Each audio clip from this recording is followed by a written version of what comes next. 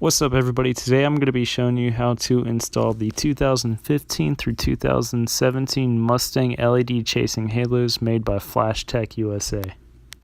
The install is extremely tough and I highly recommend you take it to a shop, but if you're one of those people that just can't pay the money to take it to a shop, then I would highly recommend doing it yourself, as a shop will charge about $800. First thing you're going to need to do is remove the bumper and headlights.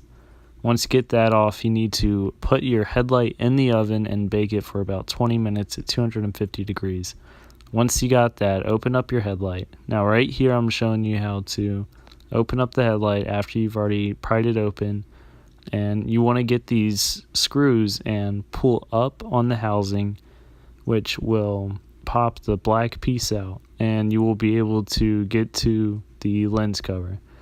Now once you've gotten it open, you can go ahead and put the halo onto the lens area. And basically when you get that on, you just want to make sure it's on there tightly, and as you can see, it uses 3M tape to attach. Now you can use epoxy to attach it as well, but I do not recommend that, as that is permanent and there's no getting that off.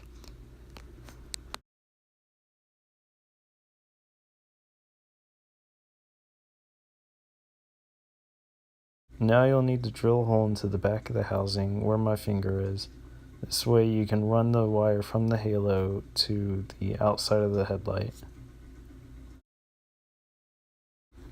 Here is where I drilled the hole into the back, and if you look right there, you can see where the wire comes out through the back. And when you're resealing the headlight, make sure you reseal that, or else your lamps will fog.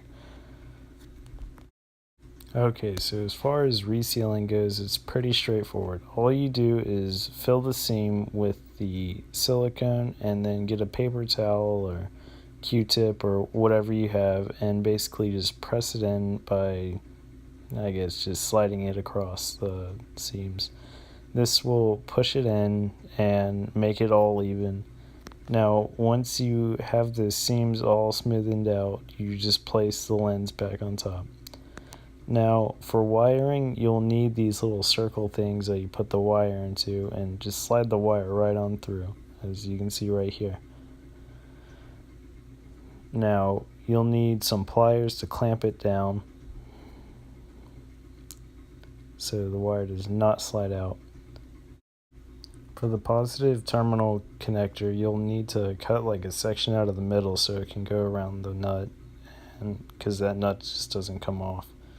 Now for the negative cable, it's pretty simple. You just put the connector on and then take the nut and screw it right back on. Simple as that. Make sure it's tight so you don't have it sliding around.